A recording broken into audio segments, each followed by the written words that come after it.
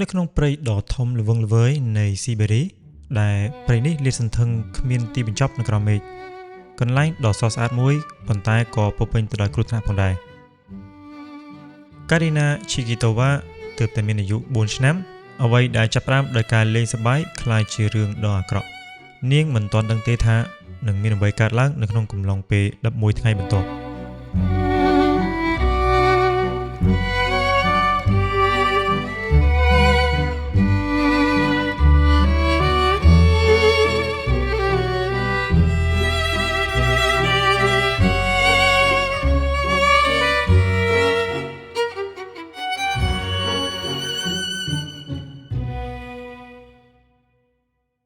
ថ្ងៃទី29ខែកក្កដាឆ្នាំ2014នៅភូមិដាច់ស្រយាលអូឡុំក្នុងសាធារណរដ្ឋរបស់រុស្ស៊ីម្ដាយរបស់ការីណាបានចេញទៅក្រុងដោយទុកឲ្យកូនស្រីតូចស្ថិតនៅក្រោមការថែទាំរបស់ឪពុកនាងនៅក្នុងផ្ទះរបស់ពួកគេនៅព្រឹកមួយឪពុករបស់ការីណាបានចេញទៅដោះស្រាយកិច្ចការមួយចំនួនដូចរាល់ដងទុកនាងម្នាក់ឯងនៅផ្ទះដាច់ស្រយាលប្រហែលជាដោយសារចង់ដឹងចង់ឃើញឬប្រហែលដោយសារសម្លេងឆ្កែព្រុសរបស់នាងណៃដាដែលតេទៀងចំណាប់អារម្មណ៍របស់នាងមិនថាដោយហេតុផលអ្វីក៏ដោយការីណាបានដើរតាមមិត្តរបស់នាងចូលទៅក្នុងព្រៃតៃហ្គាមិនមែនជាកន្លែងសម្រាប់ក្មេងនៅម្នាក់ឯងនោះទេខ្លាឃ្មុំនិងចចកដើរពីពេញព្រៃហើយសូម្បីតែអ្នកប្រមាញ់ដែលមានបទពិសោធន៍ក៏អាចបង្វែងផ្លូវនៅក្នុងព្រៃដែលគ្មានទីបញ្ចប់នេះដែរ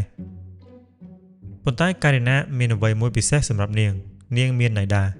ក្នុងរយៈពេលប៉ុន្មានថ្ងៃដំបូងឆ្កែនិងក្មេងបាននៅជាមួយគ្នា6អង្សាមិនមែនជាស្ថានភាពធម្មតាសម្រាប់ក្មេងទេនៅពេលយប់ណៃដាបានរុំព័ទ្ធការីណាធ្វើឲ្យនាងកក់ក្ដៅដោយរួមរបស់វានៅពេលថ្ងៃពួកគេស្វែងរកផ្លូវមកផ្ទះវិញហើយកាន់តែវង្វេងនៅក្នុងព្រៃ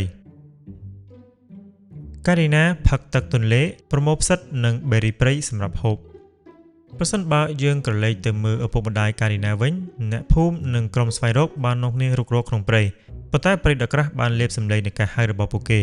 ឧបត្ថម្ភភិក្ខចក្របានហោះពីលើក្បាលសម្លេងរបស់វាបានរំពងនៅក្នុងព្រៃដែរប៉ុន្តែស្លឹកឈើក្រាស់បានលាក់ក្មេងស្រីតូចពីការមើលឃើញពីលើមក2សីហា4ថ្ងៃបន្ទាប់ពីការបាត់ខ្លួនសម្ពាធកាន់តែខ្លាំងពីក្រុមអ្នករុករកអ្វីៗបានផ្លាស់ប្ដូរណៃដាបានលេចមុខនៅក្នុងភូមិអស់កម្លាំងប៉ុន្តែគេនៅរស់អ្នកខ្លះបានភ័យខ្លាចពីរឿងអាក្រក់បំផុតប៉ុន្តែអ្នកប្រមាញ់ដែលមានបទពិសោធន៍បានដឹងច្បាស់ថាឆ្កែដែលស្មោះត្រង់នឹងមិនបោះបង់ចោលការីណាទេប្រសិនបើនាងមិនទាន់ស្លាប់ការវិលត្រឡប់របស់ណៃដាមិនមែនគ្រាន់តែជាសញ្ញានៃក្តីសង្ឃឹមប៉ុណ្ណោះទេប៉ុន្តែវាបានជួយបង្រួមតំបន់ស្វែងរកផងដែរឥឡូវក្មេងនៅម្នាក់ឯងការីណាបានប្រឈមមុខនឹងព្រៃដែលជាសញ្ញាដ៏អាក្រក់មួយនាងត្រូវលាក់ខ្លួនពីសត្វកំណាចនាងបាននៅជិតទន្លេដោយយល់ថាវាជាខ្សែជីវិតរបស់នាងនៅពេលមេឃភ្លៀងនាងបានជ្រកក្រោមគម្ពីរព្រៃ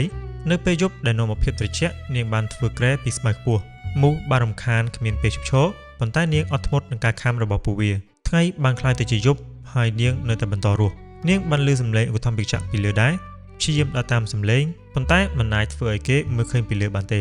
ដោយសារតែព្រៃមានសភាពក្រាស់នៅថ្ងៃទី10កម្លាំងរបស់នាងកំពុងចុះខ្សោយនាងបានកោងខ្លួននៅក្នុងស្មៅខ្ពស់ជិតទន្លេសន្សំធម្មពលដែលនៅសល់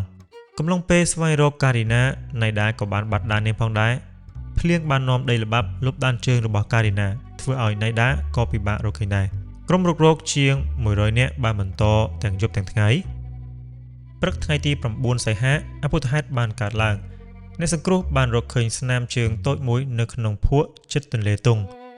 នៅម៉ោង 11:30 នាទីពួកគេបានរកឃើញនាងក្មេងស្រីតូចមួយពួននៅក្នុងស្មៅកម្លាំងខ្សោយប៉ុន្តែនៅរស់ស្ថិតនៅជិត3គីឡូម៉ែត្រពីកន្លែងដែលនាងបានចាប់ផ្ដើមដំណើរផ្សងព្រេងតែម្នាក់ឯង6គីឡូម៉ែត្រពីផ្ទះរបស់នាងការីណាត្រូវបានរកឃើញនៅមានជីវិត